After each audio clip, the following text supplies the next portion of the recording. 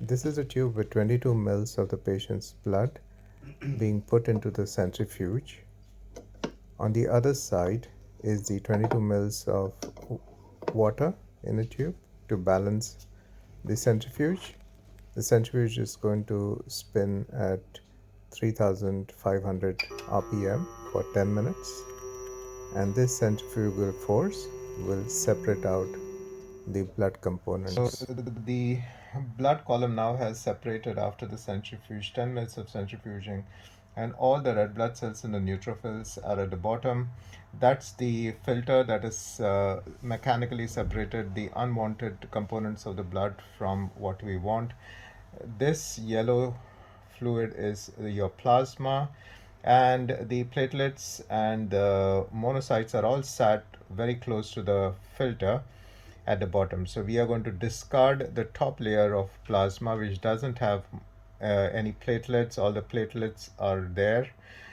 So that process we'll see in a minute. Put an air vent in. We then have a special filter that we put on top of the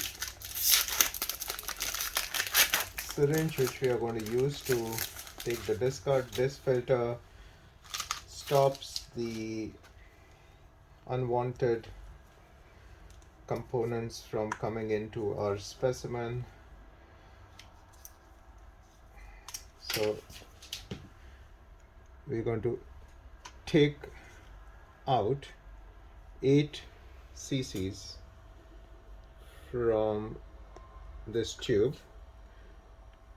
So the plasma that is coming into the syringe now is going to be not having any of the platelets that were present in 22 milliliters of the blood collection that we did earlier. So all the platelets in that 22 ml will be concentrated at the bottom of this tube. So we will withdraw 8 cc's. Pause the thing now. Paused it. So we have now taken 8 milliliters of the platelet poor plasma, or the top layer of plasma.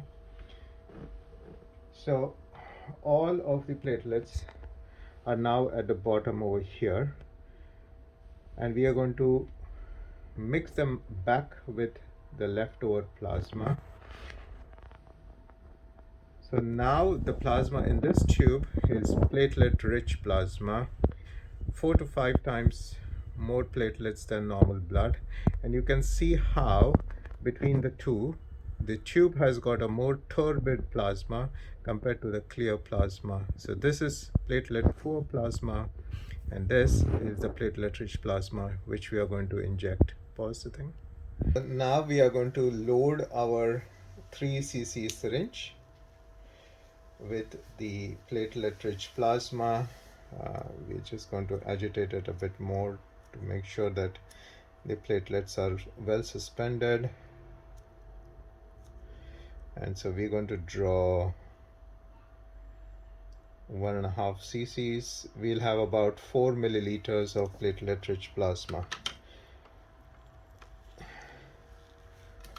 So then we use a super fine 33 gauge needle. This is finer than the needles we'll use for a Botox injection.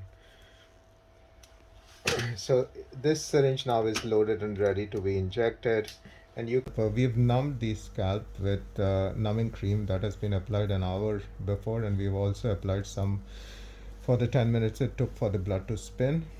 So after cleaning, we're going to start injecting. So the technique of injection is important. Some clinics will have injectors which make it easier for